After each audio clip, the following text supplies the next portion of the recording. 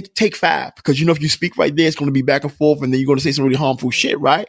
Right. So what you do is take 5, then come back and then try to address it when calmer heads are, in the room. Now, if your spouse or mate does not want to do it, then you got to start to look at them like, okay, cool. You want the drama, or you just want me to shut the fuck up and continue to let you do what you want to do. Nah, fuck you. Like, and I said it with all respect. Fuck you. Like, I don't necessarily want to be. Right. No. I respectfully, fuck you. Respectfully. Right. You're right. So I don't want to always be the bigger person. I don't always want to just, bury the hatchet and not talk about things because not me, but you feel uncomfortable. And that's the trick. People will put this, they got this new, the term is not necessarily new, but it's new to what's been going on the internet called gaslighting. Right. And that's when a person makes you to feel like you're crazy. Right. And what happens is you want to have a conversation about your feelings. By the time you get to talking, they be like, oh, you this, oh, you that, and you minimize and you maximize and you do this, that. And by the time you finish having that conversation, they got you feeling like it's real life you. Welcome to the Love Is Podcast with your host, that thorny chick, Karen KK Rose, and her co-host, the lovable a-hole. That's right. I said lovable, Mr. DK Walker. Where they will be discussing love, relationships, family, life, sex, self-help, and what it takes to be a successful entrepreneur. Why? Because love is everything, and everything should be loved. Now to today's podcast.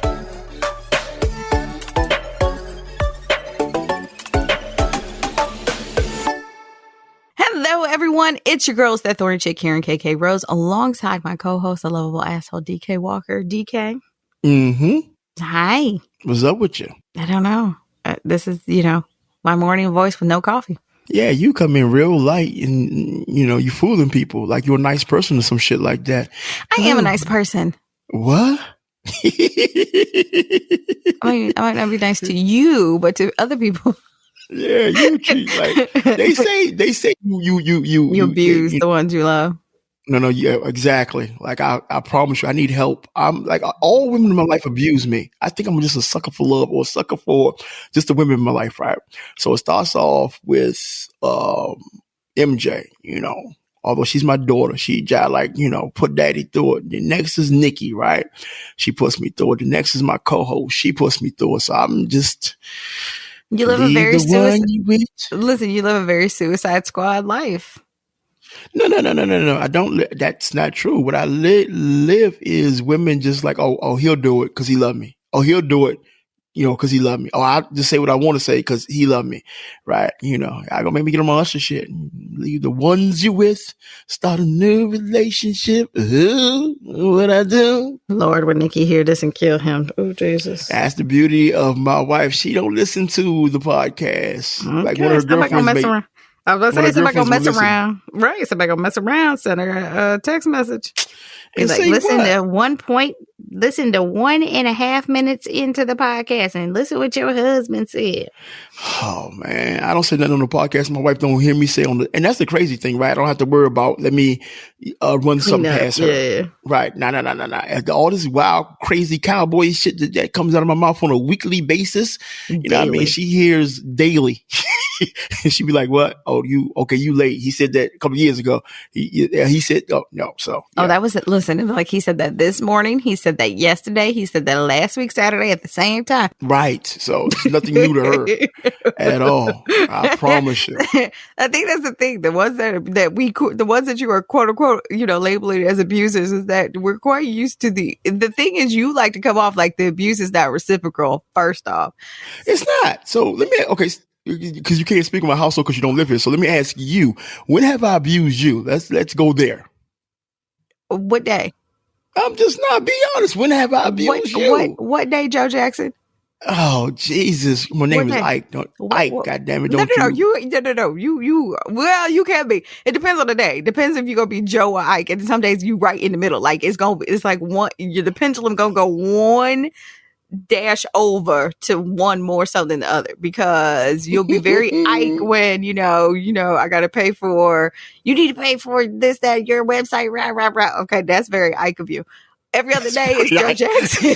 Hold on. Do y'all hear this bullshit, right? So Every other day, Joe Jackson. Every other day is Joe Jackson. So y'all see what she did, right? It's like, oh, the slick. And see, that's one thing I tell people. Like, it's virtually impossible, although I may slur my words. Thank you, Bell Palsy. Although I may mumble at times, although I may mispronounce words. I love the English language so much that it's virtually impossible to talk over my head, through me, around me, over me, underneath me. It's just, if you say something, I get the gist, whether you can deny it or not, right? So she said, I'm more akin to Ike when it's like, oh, you got to pay for your website, right? So what she's not telling y'all, right? Y'all need to go check her website out. Is you want to give the people the URL of your website there, like the title of your website, so you can go check it out. Since we're talking about it, since you Roses aren't always red.com. Now, look, people, right? Like, so she thinking, and she's right. You would think, Benz don't marry her as thick as Steve, you know what I mean, business partners, that she's supposed to get a freebie, right? It's not so much that. I have other things that I have to do, right? And so she got charged like a stupid discount. Like what? Like so it's not so much you had to pay. It's like you got really discounted because of the relationship. But in your mind, it's supposed to have been what, free? Like, so my time is free. So my time is, so in 4 years, the three-peat now, because this is the third time now it's been revamped. But you got to look at it like, hey, what I'm saying is, you said, as far as Ike goes, Ike is the $5 charger. You are like, listen, run me $5 for this. Run me, cash at me for your website. Cash at me for this. So that's why I said, those are the days you Ike Turner. It was when money is involved. Any other day, Joe Jackson. See, and people got a problem with Joe. Like, Joe made billionaires. Like, Mike was a billionaire, right? When you did, because he owned Masters and he owned this, that, and the third. So if you total all his shit up, Mike was a bill. Like, he was a billionaire, not a problem, right?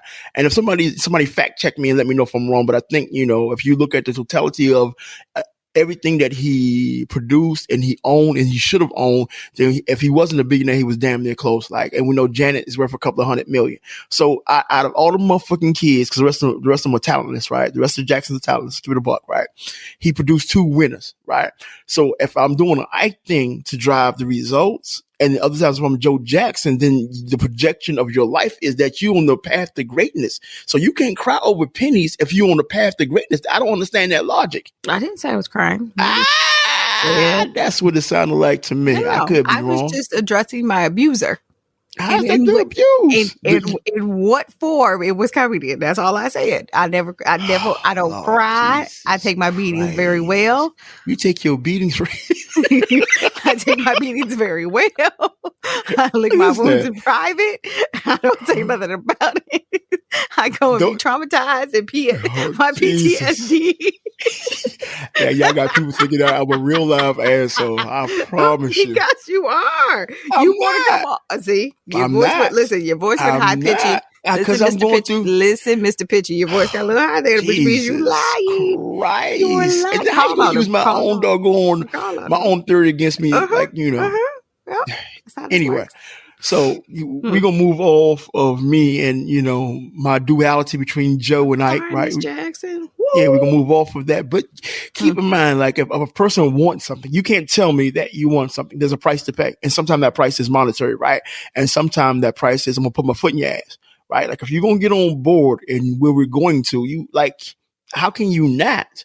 If these are things that you say that you want, and then you're not doing the things that you said that you wanted to do to get what you need, then it's up to me to push you, right? But once I sense that drive and determination is not there, and then I go and okay, cool, I'm doing my own thing. And then we're going to be like, oh, he did her wrong. Like, they build up this and then he's not funking with her no more. They're like, nah, that's not, I don't do that. If I'm like, okay, I'm loyal to the point that is detrimental to me. Right. So you take your abuse, you take, the pain, you lick your wounds in private, you cry into the pillow. Right. You take your motherfucking shots of Patron, right? Patron, yeah. Yeah, you do all that wild cowboy shit, but you keep fucking with me. You already know what it is. You're gonna look up like, oh, so that listen, look at me 4 years later. Look at it 4 years later of all the abuse. The abuse is paid off. You're a good leader. It's paying. We're not done up. We're right. It's paying 4 years later, it's still paying off. Yeah. You're So still an don't paint abusive this leader. picture Listen, like you're still an abusive leader that I'll gladly follow to the depths of she hell said and I'm back an again. abusive. I'm not getting that. Like if you talk to any of the Joe. clients, right? You talk to any of the clients on the biz side, right? And you go to the Because you're website. nicer to them. They pay They're much not more. your bit, right? They pay They you pay more, much. but right, they pay you more, so you will tap dance to whatever. What I don't care what they say to you. They can say some of the most outlandish shit. I wish I would say it to you just for the I don't even want to say it to you If because you pay that price, you can say what you want to say. Okay. Remember, you said this. Remember, this is on tape. So Yeah, you come through remember with this. the full price and be like, I next need. project. Okay, I'm gonna change everything about 102 times in one day. Okay, yeah, all right. No. Like I've learned. I don't want Jesus, the positioning. don't. No. Lord. The inside. I don't know Because how you're I want giving the me, inside. you're giving me, Right. Anxiety. I'm you're giving giving you me PTSD. I'm giving you flashbacks. Exactly. Yeah, of family members, but we're not gonna do that on air. No, Jesus, no. somebody shoot me in my throat twice. I think the color should be royal blue instead of light blue. And then I think I want to do an anthology. And then I think you want me to go Don't down this talk about my grocery? clients. Right. I My can go clients, down the whole grocery list of. that's why they love me, because I'm here to make sure. But yeah, I'm just gonna make everybody to do the systems. Like, here's the system. Implement your information here. Leave me the bleep alone. But now I get it, right? Because everybody that I deal with, they're creative, and we'll use number 10. 9 out of 10 eventually listen, and then I do enough studying. You know what I mean? Their field, their market, and we're talking about authors, their genre, and I give them that, and I give it something to compare it to, and like, oh, okay, I see what you're saying, right? 9 out of 10. Now you got that 10th one that you just can't. I can't save them all, right? But for the most part, I deliver. Like and I'm cool. You're not gonna bat 1,000 in everything that you do, right? That's not even possible, right? But if I'm still batting 900, if I ain't batting 1,000, so I done swung doggone 10 times, I swung and missed only once. So I promise you, I'm ecstatic with that doggone, that ratio right there. So before as you, nah, Slim, you, since you talking about it, and I know we got bigger things to talk about, but like on a cool, I've been giving you, pardon me, the roadmap to a lot of shit. Right? Since you brought it up, I gave you the roadmap to a lot of stuff that you could be further along that has nothing to do with me. Right. Mm-hmm. And you didn't pull the trigger on certain things. I'm like, but you got the roadmap. I gave you, but we'll talk off air, man. We see if we want to revisit some things and whatnot. But don't act like I'm just beating you free of charge. Like this is, I'm not beating you free of charge. No, you get paid very well for it. Yeah. Okay. You shitting me. You asked Kern to do something one night, man. She gonna be defiant to the end. Like, who are you? I'm like, first of all, I'm not your man, right? Go be defiant to him. Like, I'm just asking I'm not. And we all know, because you gladly put my business out on Front Street that I'm not. What? The whole kitchen story. You were like, oh, I can't wait to tell everybody this one. No, it's not that, because you was lying. Let's say you was lying, but you was not being as honest as you could have been, and then acting like you Queen Kong. The only thing Queen Kong about you was how hard you was in the mixing bowl. Okay, that was it. That was like, right. I'm like, don't do that. If you're gonna keep it a buck, keep it a buck. We don't say stuff. I'm Queen Kong when he's not here. Let's just keep it a buck. When he's not here and he's not around, I can do whatever I want to, say whatever I want to. As soon as he comes in, then I'm like, huh? I tell you, that's crazy, man. I'm like, the switch up's real easy. Right, but you got it, like, now that be you with that boy. And then like since we on this, right, like, let me ask y'all a question, right? Like, and then she's my doggone co-host, she thinks she's so smart, right? She swears she's just the brightest fucking light in the room. I am, because I'm light skinned. You can't get much brighter than me. I look like a glowworm, sir. You're not light skinned. You're translucent. Well, see, I told you I'm a glowworm. Right. So I am the brightest thing in the room. I can't help that. It's my pigmentation or lack thereof. Right. We're talking. That's funny. We're actually talking about smarts. Like, this doggone translucent heifer. Like, I got a pet peeve since we here, right? And we're gonna get into because we like shits and giggles, right? So I got a pet peeve, and this bothers me, right? Because communication is the foundation for all working relationships, no matter what type of relationship, whether it be husband, wife, besties, business partners, co-workers, whatever. Communication is the foundation. This doggone translucent heifer here, that's right, I said heifer, like, cool, not a problem. The first time, it's not gonna be the last. It is what it is, right? So look, She has the habit of leaving a nigga on read. On red. Like 4 days straight. Wait, not 4 days straight. It might be 24 hours, but it ain't 4 days.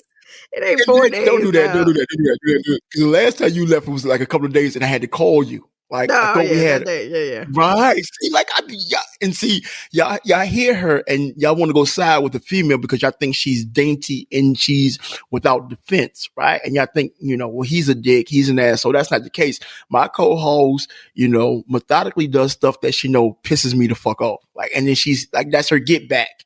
Like, I know I got it. I'm just gonna leave him right here. I ain't gonna answer. I'm not gonna do that. I do what you ask. I just don't respond to it. Like, you'll be like, hey, can you in my head I'm like, oh, okay. So then I go do what I was asked to do.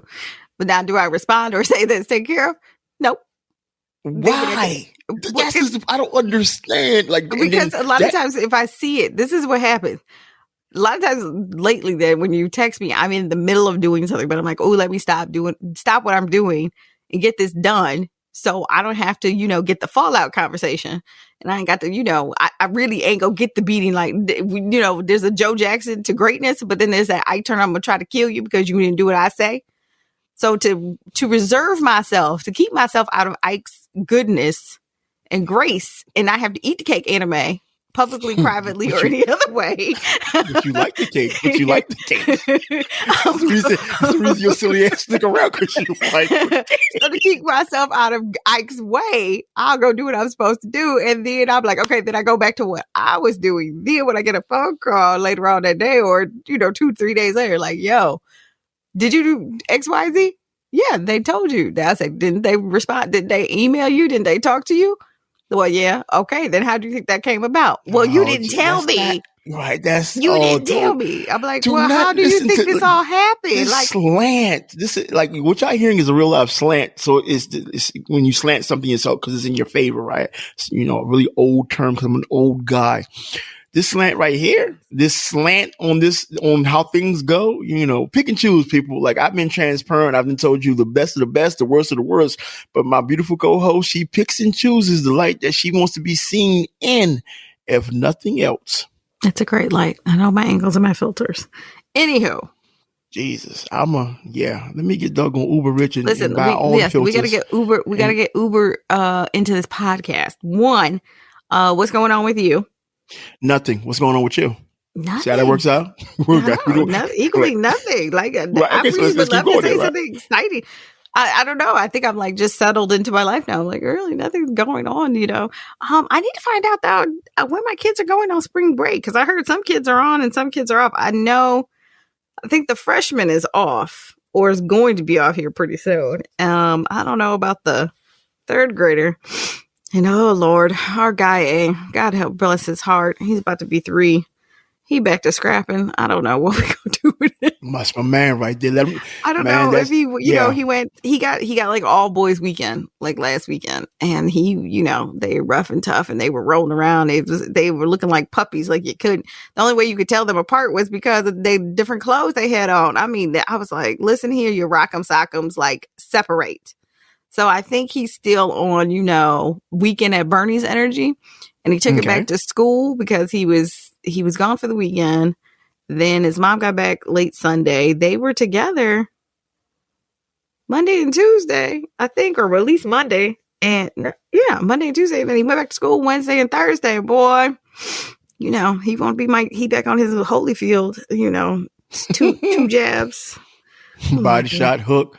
He ain't do nothing wrong. I promise well, you. Like, listen, he didn't do something wrong because daycare escorted his ass out. So right, but I think no. I think in this day and age, right, we just in a different day and age, right? Because old school kids fight. Old school kids get in it, and then parents were more understanding because they was like, "Oh, that's just me. As long as the kid is not, ain't no black eyes, ain't no blood, like it's cool." Okay, win, lose, or draw, you want your kid to, whether it be girl or boy, like it's gonna be scraps, and that's just teaching them like the foundation of what life has in store for them, right? You can't expect a child, to begin life without, some type of confrontation, right? Because it's preparing them for future confrontations that's not physical. So like, I'm pretty sure the daycares is like, we just living in a uber sensitive time. Like everybody just over the top with it. Like, was anybody bleeding? Anybody get knocked out? That didn't happen. It just little roughhousing. Oh. Listen, guy ain't got hands. I ain't gonna lie, because I'm not knocking that. I'm pretty sure I seen them. Like he ain't a small little dude. You know what I mean? He's not. None of my kids really are on the. They're not on the small frame side. The freshman is. She's tall. But she's tall for her age. Like you would definitely think she's much older than where she is. My guy is definitely, his frame, he looks older than what he is. And my guy, came right behind him in the same thing. And listen, those are my guys. I don't know what I'd do without them, but yeah, they got hands there. I was like, ooh, wee. Yeah, it was, and they hands, listen, and even though, have you ever noticed my guy A's hands? His hands is kind of big though. He's not a small little guy, right? So when he gets into the it's gonna happen. And just because of the times that we're living in and whatnot, people are gonna go because of course the daycare don't want to be caught up in lawsuit. Listen, I can't so they're gonna notify. You can't fight. That's not my problem. Mine can square up. But keep that's funny. But keep that same energy, right? When he runs up into somebody they can't fight. Listen, he gonna need somebody to knock him down so he can be humble and stop swinging all the doggone time. And the thing is this, the one thing I will say this is that my kids aren't bullies. He really does fight for principle. A lot of times what happens, especially at daycare, because I've seen it with my own two eyes, is that he's good already with his boundaries. He knows what he likes, what he doesn't like. He's very verbal, will tell you, stop, don't touch me, leave me alone. He'll kind of give you verbal cues as to where his mind frame is. Like my sister said, you wake up and choose violence every day, or you choose to be petty. It just depends on the day. And so she goes, your kids are the same way. And so, with my guy A is that, he'll be at daycare and another child will take a toy and then he'll go to get the toy back. The child will push him or, run from him, and then he gets pissed off. So listen, he squares up. I ain't mad at him. He ain't do nothing wrong. In his Uncle DK voice, he ain't do nothing wrong. He defended you took from him what was his without permission. So he squared up. He did nothing wrong. We have to get a sound board so we can start giving people rounds of applause. That deserves a round of applause, if nothing else. That's just the way I feel about it. I just think, we just in, really sensitive times, and we're forgetting that we all came up this way. Like, I don't care. We all, even in the most pristine schools and daycares, they were still scraps and disagreements. So besides that, what's going on? You good? Yes, sir. Okay, cool. What do you have for us? Let me see if I can read your mind. Do you have any what the fuck news for us today? No, I haven't spent any time in the basement. I've spent more time at the ER. Like you are literally letting down the people that expect the ratchetness from you, right? I'm not. So what happens when they start to go other places for the ratchetness? Like you got they not. You sure? Yeah, because I'm ratchet enough for the whole podcast. The what the fuck news was just an extra. Like you really get to see I think the depravity of my ratchet. This is terrible, man. Shave a doggone chick size of her head and she lose her fucking mind. There you go. Because I've put more time and effort into our newer segment called Bald Headed Ho Shit. And so I do have a Bald Headed Ho Shit award today. Cool. And it goes to Maya Shaka. She is the first, and I say the first, Black woman hired by the NFL as an on-field official. She is now the second woman to be an on-field official, period. And that happened this month, actually. That was earlier in March. She became the first, like I said, Black female official, but the second female on-field official, officially, by the NFL. So shout out to Maya Shaka. That's interesting. Things ain't, I'm so for the forward thinking of both the NBA and the NFL. Like, that's a good look. I don't think women should be excluded because of their sex, but that makes the players on the field have to be mindful, because sometimes, in the heat of the moment, especially in basketball, you get up smacking asses. You may dunk, or the referee may call whatever. And you just, good call, ref. Right. Listen, don't fan the flames of me too. Don't fan the flames of me too. So you got to be real. You got to take quick inventory on, should I give him a high five, thank you, or just don't even make eye contact because it's going to be misconstrued. They're like, nah, just no contact with the ref. So Slim, for the people always want to, and then, so now don't, okay, go back down the other end of the field, the other end of the court, you know what I mean? So just be mindful. Right, especially at football, don't go near the pileup. Don't go near the pileup. You dumb for no reason. I'm just saying, listen, that might not be the place you want to be in because you might get roped in. I'm just saying, listen, I don't know, and that could be your tactic. I don't know. You just see, I don't think they'll go to. Yeah, that's too many people watching. Like, really, this we're gonna do this live TV. I've just seen worse.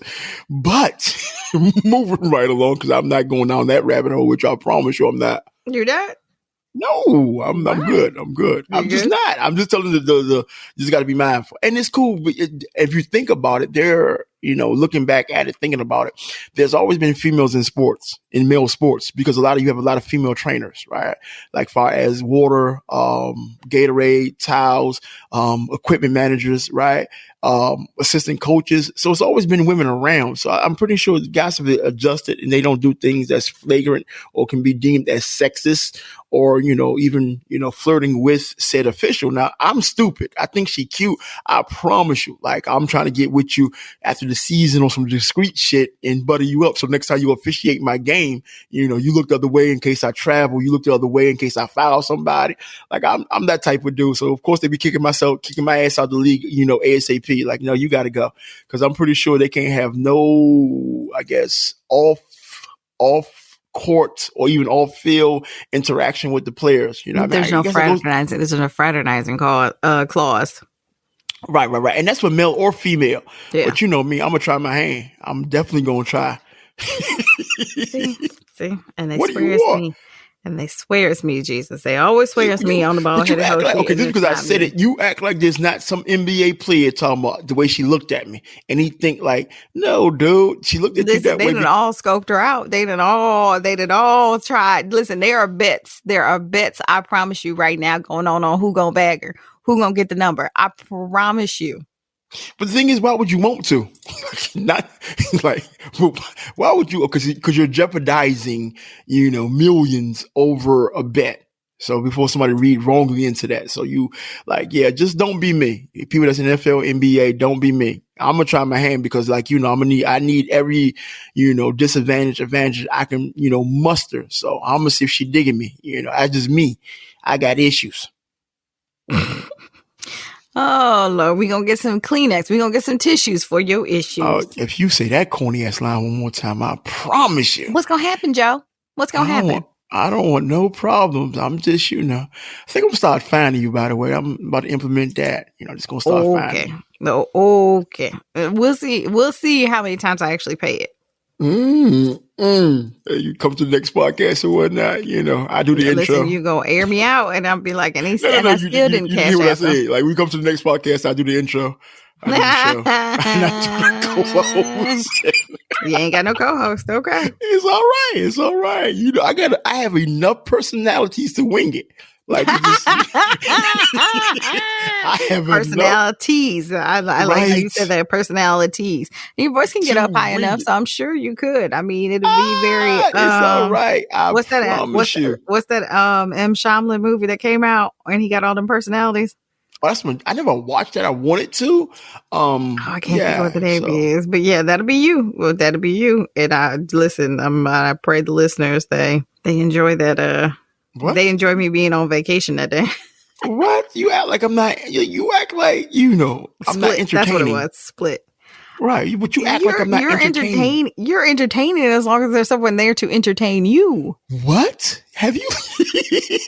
And see, listeners, I'm so happy y'all listen to this bullshit. She honestly believes, right? You gotta love my co-host, right? But that's her truth. I will not yuck her up, right? Of course you are, because here it comes.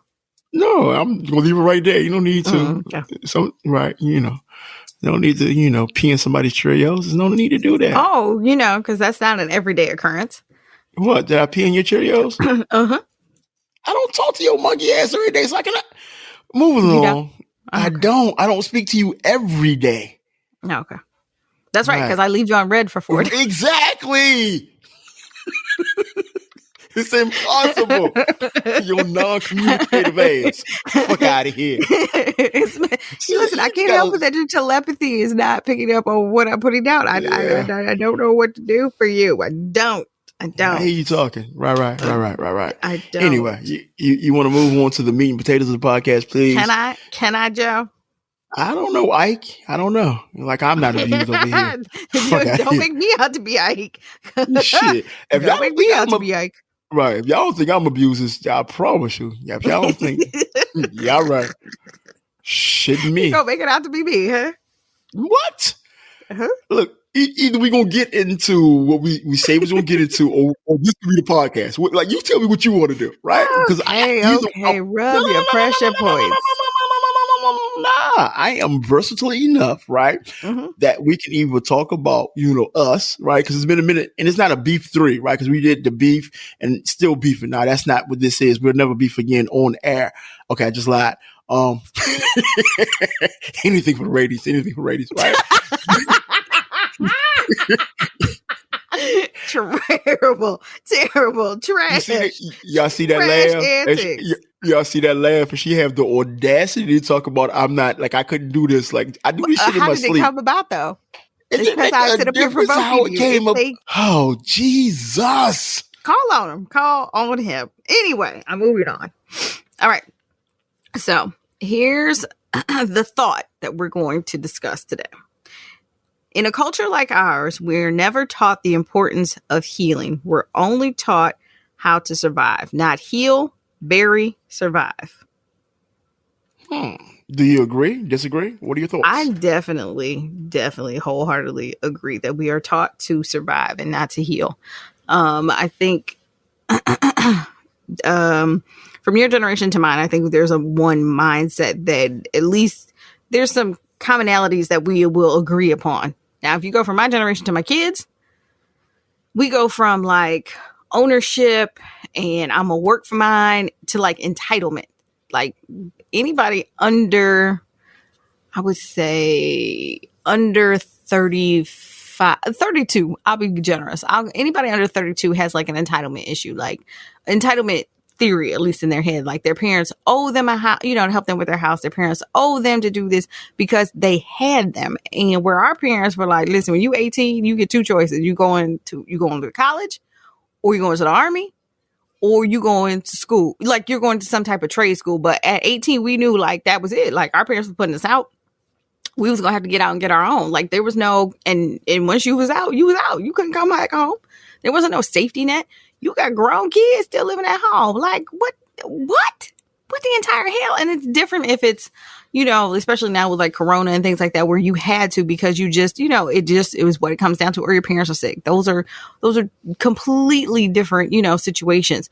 But you have grown children who ain't moved out of home because they ain't never had to. And the parents don't make them. Like they just like, they're here. I'm like, okay, so they're home, but are they paying a light bill, a water bill? If they paying some form of rent? No, they just there. Okay, so when they get out, so you are now enabling them to be somebody else's responsibility that they might not want. Okay, so how do you weave that back into the burning the hatchet, or the healing aspect, right? I think because there were a lot of things that like with my parents, there were a lot of things that they couldn't address. There were a lot of things that they couldn't talk about, and I don't feel like it was something, not necessarily that they couldn't, as far as like in the home, but I just think like because society was so against therapy, and society was against, everybody was very, whatever happens in this house stays in this house, whatever, you go through, you just kind of repress it and you just push forward. And then, in raising children that way, then you ended up with children who have like some serious, what do I want to say? You end up with kids who have like serious emotional, issues and things like that, who then end up in therapy and like, okay, there's a better way of life. So for me being in therapy, that was great, because when I had my kids and then my niece and my nephew and now my grandson are here, I just realized that there are better ways to do things. Like there's better ways to communicate. There's better ways to raise them. There are better ways to just go about things. So I would have rathered, the lifestyle that my kids have than the one I was raised in. Yes, it made me who I am for me to be, to some degree, the thorny chick that y'all love and adore, but to a certain degree, equally, it made me probably, the lovable asshole to somebody else. So, being as though you're right in the middle of, my age bracket and yours, how do you navigate, raising your kids not to feel entitled or and to heal themselves and not bury the hatchet? I'm not one of those parents that are like me growing up. It was you were there, you were seen but not heard, and I don't have that policy with my kids. If my kids tell me that there's something that I'm doing to them and they don't like it, like let's say there's a certain tone I talk to them in and they don't like it, they find it demeaning or they find it to be belittling. I give them the option like the way you talk to your co-host. Yeah, okay. Right. If I talk to them the way I talk to DK, and they don't like that, they get to tell me they don't like the tone in which I said it. So I said, okay, I'll change my tone, but what I said, it was still true. So I'm like, listen, my tone is not going to change right now because I'm in a mood because you've pushed me to the part of no return. Like I'm either going to snap your neck in two places or I'm going to go crazy. So since it's not going, neither option going to work for either one of us, we just won't talk about it. We'll talk about it in the morning when I'm ready to. And then, because there's things again that, that I think get handed down from generation to generation. Like my mom will say something to them where she'll talk to them in a certain way and they'll be like, I don't like that. And she will just bypass it. And I'm like, Mom, you have to address the fact that they said something to you or that they are letting you know, like, these are my boundaries and you're crossing them. There's a way to do everything respectfully. There's not, I'm never going to, what do I want to say? I'm never going to co-sign disrespect. I'm not. But there are just better ways to do things that I don't have to. The beauty of it is where my parents were screamers. I told you not to, rah, rah, rah, rah. And we tuned it all out. I can just simply tell my kids, like, listen, I asked you to clean your room. You chose not to. So please understand that when you want the, Wi-Fi password later on today, the answer is no. It's just that simple. Not the Wi-Fi password. Oh yeah, I'm notorious. Notorious for changing the Wi-Fi password. I will turn the Wi-Fi off. Like I'll do. Listen, you are literally running the risk of getting stabbed. Right. Because they can't stream. Listen, they can't stream YouTube. They can't stream Netflix. They can't watch Hulu. They can't do Disney. But this is the part that they don't get though, and by the grace of God, they don't listen. The thing about our Wi-Fi is not that hard to dismantle for the simple fact that the way it's set up, that the one cord is actually really short. So if you just move the box wrong, the power cord will come out. So I really don't have to do much. If I just pull the power cord out, I'll just let the power cord just sit there and let them think it's broken for like a couple hours. And then eventually I just go put it back in because I know what it is. I've never actually had to dismantle it. Have I changed the password on them in the middle of the day? Absolutely. They chose not to do their chores. Well, like my sister says, I choose violence or being petty. So I chose violence that day and changed the password in the middle of the day. And then lo and behold, when they couldn't stream anything, come rushing down the stairs and they're looking at the Wi-Fi box like, oh, what happened? I don't know. What happened? I said, I know what didn't happen. I said, the garbage didn't get taken out. The bathroom's not clean. Beds aren't made. Nobody took their laundry downstairs. I know what didn't happen. Yeah. Okay. So how does that, and we're going to get into my 2 cents, right? But how does that foster an environment for them to heal and not bury the hatchet, right? Because you spun it into the aspect of kids and then, so how does that foster the environment for them to actually heal and be like, okay, and just to accept and accepting things, even when you're accepting something that you don't necessarily agree with, becomes detrimental to you in the long run. So by doing that, what environment are you creating? Are you creating one that they can heal, have conversations about what the problem is, or are you creating an environment whereas, okay, cool, it's my way or no way because I told you to do something, right? You didn't do it, and this is the consequences that you're going to suffer because of your inactions. I think both. They definitely know that there's always an open door policy. With whatever they've got going on, sometimes it's like, the oldest one struggles with schoolwork, and and I've just take the approach like, listen, there's no point in me yelling at her because it's not going to help her feel any more less defeated than what she feels like, because she's very smart. Things come very easy to her, good 80-90% of the time. And so when she actually has to work, she gets frustrated. She's her aunt's child in that aspect. So she was frustrated about something. And I said to her, okay, well, walk me through this. How did we get here? And so she kind of took a deep breath and she thought about it, and she, gave me a scenario. I said, okay, so what were the ways that we could have, prevented this? What are the ways we can work around this? And the same thing, with my guy, and eventually my guy chooses violence every day. So I sometimes getting through to him is you have to withhold things like fruit snacks to get to him. But even with my guy, he's 9 now, and so he had asked me a question about something that was going on, and I just said to him, I said, I'm gonna teach you a life lesson. I said, you cannot be responsible for other people's happiness. I said, you're only responsible for you. And when you're in a happy place, and even if you love the person, they're not in the same space, you have to decide, are you going to allow that toxicity in your space that you have worked very hard to cultivate? And he said, no. And I said, why? And he's like, it's like magnets. I said, right. One's positive, one's negative. And what happens? He said, they repel. I said, you can love somebody and not be with them. You can love somebody and, be at a distance from them and still love them, but it's not necessary for y'all to share space. And so he was like, that makes sense. And he went right back, and we were on separate sides of the couch. He was playing Nintendo. I was scrolling through TikTok, Facebook, or whatever. I think I was working actually on my workout playlist. And leaving me on red. Leaving you on red. Yeah, you probably were on red that day. But that was just a simple life lesson. It wasn't anything deep. It wasn't like super deep. Like, to me, it was just something he should know. But he asked me a really good question. And that was my answer to him. And so I feel like they are getting the space that I didn't get. Like, there were things that I didn't understand about others. How I feel like as a child, they're not even as a child, but maybe like middle school, when you're starting to form relationships, that there were ways that people handled me that I didn't have an outlet to go say, I don't like this, or I don't, where my parents were like either be friends with them or don't. Like, that was their MO. Whereas my kids, I'm like working them through it so they don't have an emotional trauma, or they don't feel like they have to be 100% reliant on somebody else's like, do you like you? That's enough then. If you like you, then their like is extra. If you like you and you're okay with you, whatever they do for you is extra. But if you don't love you, that's the problem.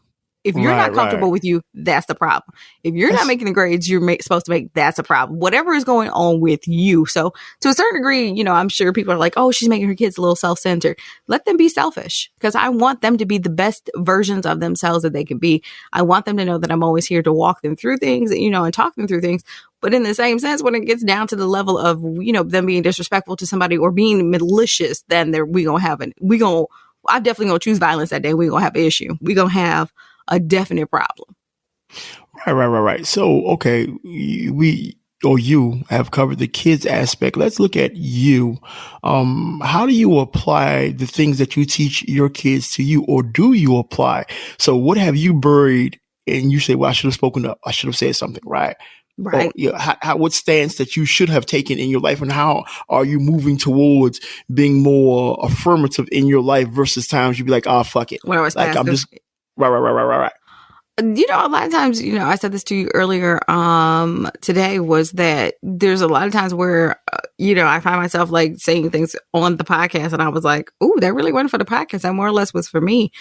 And so the conversations that I had with my kids, especially with my daughter, because my daughter's, older and she's in relationships now. And one of the things that I had told her, and we've said this on the podcast before, I told her, moving into her next relationship, you got to pay attention to how somebody's raised. Are they raised in love, or are they raised out of trauma? Because if they're raised in trauma, they're always going to have a fight or flight survival mode. And so that made me kind of, the conversation I had with them make me rethink how I have, projected or gone about life. Because, it's like I'm using myself really as their, not so much as they're measuring, the barometer for their life, but I'm definitely saying, look, this is what your aunt did. This is what your mom did. And it didn't work out well. So use this as your ruler to what not to do.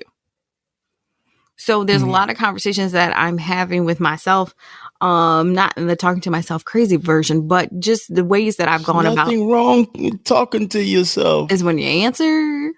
No. There's nothing wrong with having a real live conversation. Yeah, And you with talking yourself. out loud. Yeah, that's just me. And I don't want to go Right. off topic, but there's nothing wrong with that. You do. for the You have to record. have conversations with yourself because who's going to get you in line other than you outside of Jesus? Facts.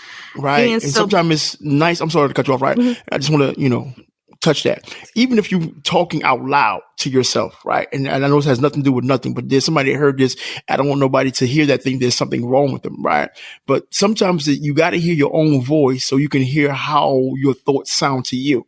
Because if your thoughts are just in your head, what happens is you don't really hear your thinking. But once you say and you having once you make that internal conversation external, then you get to hear, oh, that's how that sound. I do sound crazy. right. I mean, it's true facts. So it's, anytime I'm kind of helping them or if I'm talking to my girlfriends, about certain situations, I do, I really do take inventory of the things that I'm doing or the things that I've done. So, the conversations I've had with myself lately have been more so about my healing. There's a lot of, I've said this before too, is that, if you don't deal with your childhood traumas, a relationship will. And so I'm kind of in that phase of life that there are things that I'm like, why do I do that? Or why do I say that? Or why do I feel that way? Why do I feel like I have to be this? Or why does it have to be this way? Does it have to be this way? So I'm in a good space right now. Me personally doing a lot of healing, on my own, in the sense of, there are conversations that I wish I would have had with my parents, especially, I remember there was a conversation I had with my dad about suicide. Like, I never asked them.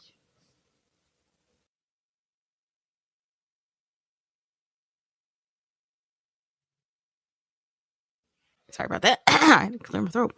The last thing I caught was I never asked them. Yeah. I never asked them about my suicide. I never asked them like how they felt. I never asked them like what that triggered in them. Like, I never did. I never even thought of it. I never even thought of it to be a question to ask, because for me, my suicide was personal. It was something that I was doing it to myself. I was doing it to harm me, but never had I thought about the role or like the thought process it triggered in them to know that their child, wasn't feeling worthy of love, wasn't in the right headspace, was in a dark space and could not reach out to them. Right. So did you, my bad for interrupting you, whether you don't lose your thought, did you at any point in time ever, look at the way that you were raised and attribute that as a factor in why that you tried to commit suicide twice? I absolutely did. I mean, and that really was the trigger. But the thing is, when you have the conversations about it later on in life, after you've healed from that space, there's still parental guilt. And the whole reason I know that exists, because I have it with my own kid, is that there's parental guilt. And so in having a conversation about it, especially because, I have a podcast and they do listen, I'm like, I've never asked you this. And I said, it's not that I meant to, but I've never had the thought process to ask you, is how did you feel hearing it? How did you feel knowing that was that this is what was going on, that this is the dark place that I was in? How does, me having suicidal ideation until I was really good and grown? And, and the thing about it is, for me, was that I was still going along, being there for everybody else, but not being there for myself, not showing up for myself, not healing myself. But I was so involved with everybody else's stuff. I was still showing up to the family events. I was still, being whoever I was quote unquote supposed to be, and still suffering on the inside. Okay. So do me a favor, if listeners haven't noticed, I'm going to take a back seat and I'm going to let my co-host, take us, as far as she's going to take us with this. Give the listeners some practicality, like how to actually stop, burying hurt, and how to actually, begin or to continue the healing process. You have to really consider if this is what you want to do.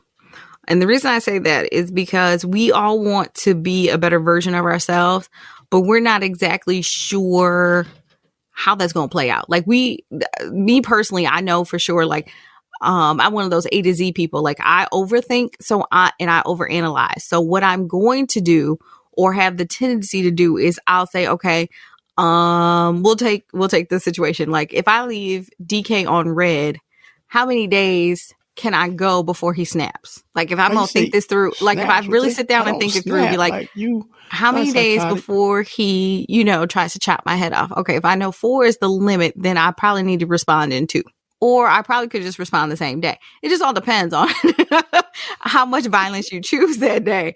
But the thing is, if that's like, oh, I didn't respond, so then I get distracted and I do something else. I'm like, oh, and I keep saying I'm going to go back to it. Then by this time, you've addressed me. Now I have to figure out like you might want to be real mindful about how you address this, because in that situation, I knew I was wrong. Like, oh, I should have just said thumbs up or done something. So the thing is, when you decide to heal, you have to really consider, like, you're going to dredge up some stuff that you might not want to. But once you start, you can't stop. There's no button that says, okay, I'm done healing now. No. Once you start, you start. It's like anything in life. Once you start the moment and it picks up momentum, you're not going to get the opportunity to say, I don't want to do this anymore. There's no jumping off the roller coaster. You strapped in, you at the top. You either going to come down and go up again, or you just going to stay stuck. It's your choice. Okay. What aspects do you find the most difficult to, implement, right? Because, like, people get comfortable just eating crow. People get comfortable playing Robin. People get comfortable of accepting wrong for the simple fact they don't want that wrong to continue. People and like get you said, comfortable playing victim. Right. Even to the drama that they created. Speak on it, Sally. Speak on it. Yeah. So how do you identify, okay, I can't get comfortable to this, because if you do, then it's going to, become a cancer later on. And that's what happens, right? Like, I'm going to let you rock out, I close the show, but that's what happens for the most part. People don't understand and whatnot. Like, if you keep eating enough of wrong, right, you'll start to embody wrong. Like, your whole vibrations come off and then you start to physically, feel off. You start to physically feel not yourself, because you ate so much in life. And like my co-host has said, starts as a kid, right? Your mother and father's, going at it like cats and dogs, right? And in your mind, it's just like, why don't somebody just shut up? Like, and then as you get older and you get into your own relationship and you realize maybe that's the problem, that somebody has been shutting up for too long. And when they finally begin to speak, all that pent up hurt, anger, aggression comes forth in, the most vile ways. And then you're like, wow. But once it comes out your mouth, like, two things happen. You can never take back a couple of things happen. You can never take back what you said. That person knows honestly how you feel about them, because you're saying it in anger. So that means you then rip the filter away, right?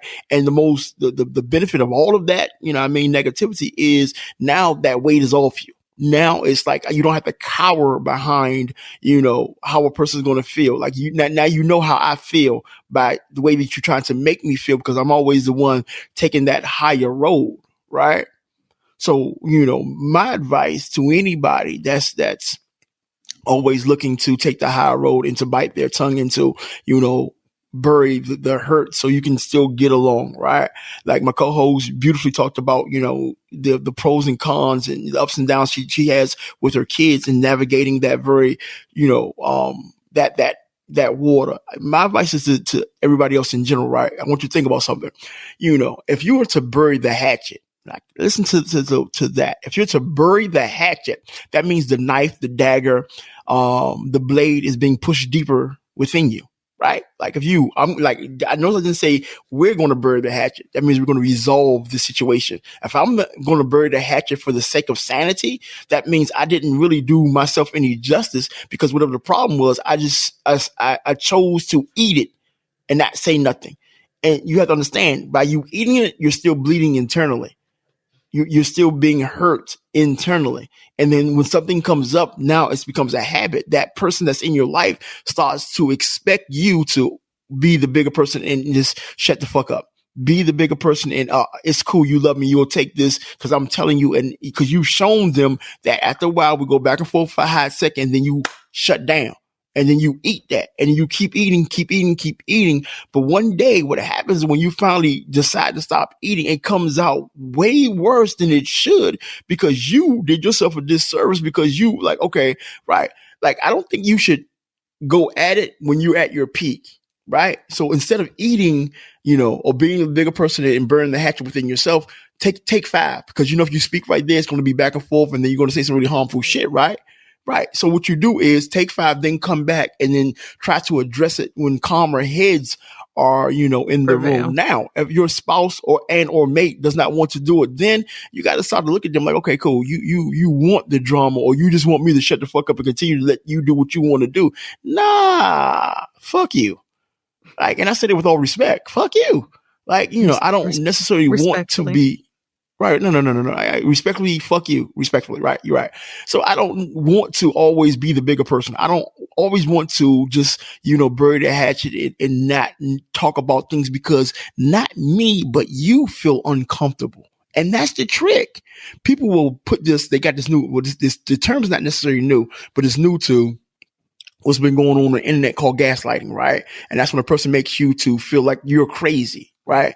And what happens is you want to have a conversation about your feelings. By the time you get to talking, they be like, oh, you this, oh, you that, and you minimize and you maximize and you do this, that. And by the time you finish having that conversation, they got you feeling like it's real life you. But it's not you saying that hurtful shit to you. It's not you painting yourself in the worst possible light. It's not you being unsupportive of yourself. It's the person that you're dealing with doing these things to you. But they're so manipulative, right? Shout out my man Dirk Jackson. They're so doggone manipulative. Like you get to it and maybe it is me. And then it becomes the way of the relationship. And they're happy. They're not losing no sleep. They're not internally fucked up because they have positioned you to believe everything is your fault. So a couple of things you got to do, like, no, today's not that day. And then not only is today not that day, every day that you're in a relationship is not that day. Even we're going to talk about it productively, right? That's without screaming, without shouting. We're going to talk about it in hopes. No, excuse me, I'm so wrong. We're going to talk about it and going to get a resolution. So this it's not a happenstance anymore. So it's not a commonality, right? We're going to talk about it. We're going to come to a resolution of what we are not going to do anymore. And if that person that you've been continuously burning the hatchet for don't want to, you know what I mean, have a real live adult conversation, then they not for you. I don't care who that is. It could be your parents, right? You know what I mean? Me and Karen was joking earlier, right? If she ever felt as though that, you know, I was Derek Jackson in her, like, don't ask where that shit came from, right? But if she feels like, then I want her to be like, hey, DK, we need to have a real live conversation because you have me feeling a certain type of way that me leaving you on red is bigger than that. It's deeper than that, right? Like, I want everybody that's in my circle, like, if you ever think that I'm gone too far, said too much, done too much, stand up for yourself. Because I promise you I am.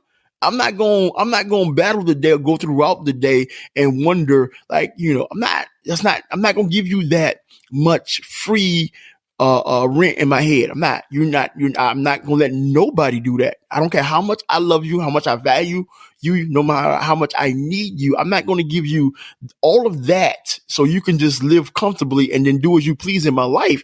Last time I checked, it's my life. Opposite word is my. And the sad part is about the gaslighting is that gaslighting isn't even anything new. It's I'll Google it, but it's an old school movie. It's a black and white movie. And, so gaslighting is an old term. I just feel like people, I feel like this, and I'm just going to say exactly how I feel it, is that because we've gotten to a stage where, we haven't healed, it's easier for us to be the same trash person with the same trash energy and manipulate somebody and hurt somebody to get what we want versus having to fix ourselves, fix the broken child in us to actually be a good human being. There you go. Right.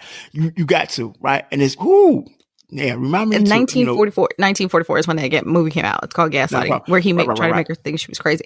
But it's easier for us to have trash energy, keep going on with our trash concepts and be toxic than to heal the broken child and actually get somewhere ahead of life. And right, I just need to, because you keep saying the great stuff over again and you don't even realize how great you were when you say what you did, the broken child. And that's where it comes from, right? It's like, for me, because I watched my mother and father cats and dogs, and they didn't believe in fighting fair. That's like, you know, I promise you. And so I internalized that, and I was like, if it's just me, if it's not that serious, I'm just gonna be quiet and eat it. I'm gonna be quiet and eat it. I'm just gonna be quiet and eat it. And so I found myself just, you know, taking on this Robin persona, and I wanted everybody in my circle to be great. Think about what I wanted everybody in my circle to be great besides me. Like, you call me, I'm going to stop doing what I'm doing to further my life to help you, right? If you call me and you need something, I don't got it, I'm gonna find a way to get it so you can go on with your life, right? Like I'm always going to put my needs, my wants, my desires, my dreams, my hopes on the back burner, because the broken child of me knew like, oh, we're just going to make everybody around us better, right? Because that's the way that I seen it coming up, and let me do this and let me fix.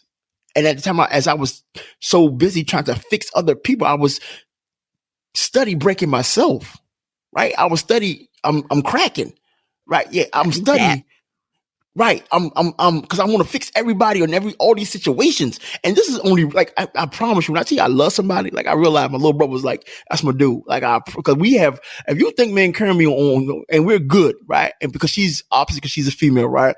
We're opposite because, she's a college educated, right? We're opposite because I'm dark and she's translucent. We're opposite. So but me and my little brother, like we talk for like, I promise you, like we went to Charlotte years back at 6 hours up, 6 hours down. We never stopped talking, but he was the one, and this is some recent shit. So don't think that, I know it all now. When I say recent, we're talking about maybe 2 years ago, max. Like he was like, Slim, why you on that Robin shit? And when I mean Robin, that's just another way of saying playing second fiddle. Like, cause Batman is a man, right? Love me some Batman. But Robin is just like, he's always, whatever Batman do, like wherever Batman leads, I'm right. And that was me. No matter where the people in my life was leading me, I'm playing Robin to their Batman. And then he helped me to realize, like, nah, you just as, if not better. You bring A, B, C, D, E, F to the plate. You bring you. And he had to affirm me, and I had to start. And that was a healing factor in myself to start to heal the inner child within me. Right? I tell my little brother all the time. I just said to him yesterday, as a matter of fact, like, Slim, so much I need to thank you for. You're clueless just by the conversations you think is just generalities, but they're real personable to me. Right. And so that by him telling me like, yo, no, you Batman, right? Like you're number one, and it's okay for everybody to be in your circle to be number one. There has to be no number two. Nobody should take a back seat. And that enabled me to start to speak up more. Like I'm so quick now to tell a person, like I think I'm Batman heavy, because I tell a person how I feel and don't even care about the ramifications or who I'm talking to. And don't get me wrong, it's never done out of disrespect. It's just that I'm not going to tote this weight on you feeling though you can say what you want to say to me and we good. Like whether it be from my wife, my kids, my co-host, even my little brother, co-worker, supervisor. Like, nah, you come left, we gonna go left together, respectively, hopefully. But we're gonna address it right then and there. And what happens, they'll start to see like, oh, he's nice, but he's not meek. He's easy to get along with, but don't fuck over him. Right? Because he ain't that dude, but it took a minute for me to do that. And so I believe in my heart that somebody's going to hear this, and then, they should, realize that they got the power to pivot. Shout out to Nikki, make a personal pivot in their life. With inside of them, they make that pivot like, nope, I'm not doing this no more. Nope, I'm not playing this backseat. Nope, I'm not burning the hatchet, internalizing hurt, internalizing pain, internalizing trauma just to make somebody else feel better about themselves. Man, fuck you, respectively. I'm going to leave the podcast with this. So a couple weeks back, I had a day off, and I had chosen to do all my self-care in one day. And so I had decided that I was either going to go to traditional therapy, I was going to get a massage, or I was going to try this thing called float therapy. And I went to float therapy. And so for those of you who follow me on social media, you've seen the video that I made. And it had been a year, since COVID had happened, and there were some other things going on with me personally and professionally. And I was just like, God, I feel like I'm going to snap. And if I don't get a hold of me, I'm going to go left, and it's not necessary, because God doesn't judge us by the situation. It's our reaction to the situation, because we'll tell God, I want this relationship, or I want this and I want that. But then when I put you in the situation that could later come on later down the road, like for us, I want the podcast to X, Y, and Z, but then I have an issue at my job, and then I fly off the handle, and God's like, okay, you do know that this can happen on the podcast, and with your live, how you can't just cuss somebody out live. I mean, you can, but that's not going to be advisable. So you got to be very mindful about what you're asking. So, there's, again, God does not judge us by the situation. It's our reaction to it. And so I was like, okay, God, I'm going to spend some time, really working on Kay, because I was like, I feel like there's some things bubbling up and I don't know where it's coming from. And so if you've never done float therapy, it's literally you floating on, I think, like 1,000 pounds of salt water. And it's pretty cool. It's weird, but it's cool. And so, you're sitting in this pod. And so when I close the pod, there's this light. And the light made me think of, when I was a kid and we used to live by the freeway. And so my parents had like glow in the dark curtains in my room to block out a lot of the light because when the cars would pass. And I started to focus on the light. And I said, okay, God, this is you and me for the next, I think it was like 45 minutes. And I said, God, something had happened. Oh, I got salt water in my eyes and I have contacts. So my face is burning. By the grace of God, they think of all these things. And so they give you a water bottle. So I spray my face down and get the salt water out of my eyes and, get myself back together and get myself back in a floating position and get comfortable. And I said, okay, God, I said, this is the problem. I said, I will ask you for something and then find a way to walk myself out of it. And I said, no, I paid the money for this. I'm going to commit myself to this 45 minutes, hour, however long it was. And really, spend some time with you. And I started to go back as far as I could remember. And I think it was like 4. And I walked myself from 4 to, I'll be 38 this year. So from 4 to 37. And I walked out all the traumas I could think of and really had a conversation with myself and with God about the things that I needed to heal. That was the best moment I probably had in a long time, outside of my kids, outside of Bay, outside of the podcast, outside of, the small victories. I had to do some self-healing that I had to call myself on the mat for and really be atoning for it, not only to the universe and to the others, but to myself. And I got out of that pod. I felt better than I've had in 30 some years. I felt better than I have in a couple of years. I slept amazing that night. And, I've just moved forward. I've clearly pivoted, in how I move. And I've just realized, that it gave me a gateway to have better conversations here on the podcast, gave me better conversations to have with my business partner and with my kids and how we address things. Like you got to a part of healing is sometimes you have to readjust your boundaries and who you are. You won't go far if you're going to forever hold on to your hurt. There's a part of you that has to bury some things. Yes. There's a version of you that has to die. There's a version of you that has to go. There's a version of your mindset that has to be buried as of today. As soon as you hear my voice, there's some work you got to do. And if you want better, you got to start striving for better, but you got to address what needs to be addressed. You cannot forever we can't keep pushing the dirt under the rug. And then once it forms a human body, now we're concerned. No. Once it got to a certain space, that was a good time to start sweeping it out the door and not holding on to it. Okay. All right. Okay. All right. I don't know how to take that. I'm just, I'm happy that, you walking in your walk, you doing what you do. I think everybody needs to, I think earlier you said something that was, a buck when you were teaching your kids to be self-centered, borderline selfish, like, matter of fact, this gonna be the nugget of the day. Yeah. There's nothing wrong with being in tune. And I've said this before, and I went to my fake Cat Williams joint about, you star a motherfucking player. But I'm not going to do Cat today, but, I'm going to touch on that and then keep it moving, right? It's nothing wrong with being in tune with you. It's nothing wrong with being selfish. I think as kids, we're taught it's wrong to be selfish, but you got to keep in mind, if you don't take care of you first, it's impossible to take care of truly, take care of the people that's in your life around you. It just doesn't work that way. So like my co-host said, a moment ago where she had to go, the float boy, get herself together, center her life so she can be productive. She had to take that moment out for herself. And anybody that's listening to the podcast, anybody that has made it this far, do us, not me, because usually I say do me, right? So do us a favor since we were both so transparent, like, get back to you. Whatever makes you happy, whatever makes you feel like the best version of you, get back to doing that. Don't worry about what a person may think. No matter worry about what a person may say. Just get back to you, right? And stop always wanting to bury the hatchet at your detriment, right? I'm not saying you got to be confrontational. I'm not saying you got to read somebody up, read somebody down. I'm not saying none of that. But what I am saying is people treat you how you train them to treat you. I'm going to say that again. People treat you how you train them to treat you. So if people are treating you badly and they don't show no remorse because of it, it's really not them. It's because you never corrected that behavior. You never drew the line in the sand and be like, we're not doing that today. You never had an oh no moment, right? You didn't do that, right? So that's two things I want you to do for yourself. I want you to whatever it is that makes you happy. I don't know where you at and when you're going to hear this, but today it's a beautiful day. So I'm not going to be in the house all day, right? I'm going to get my feet done and this wild ass doggone bamboo bush beard on my face.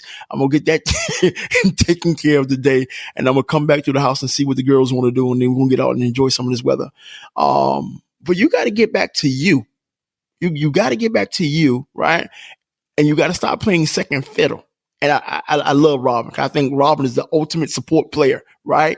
But sometimes you got to kill the support player in you, because if you live your life in support of others, like, but who's supporting you?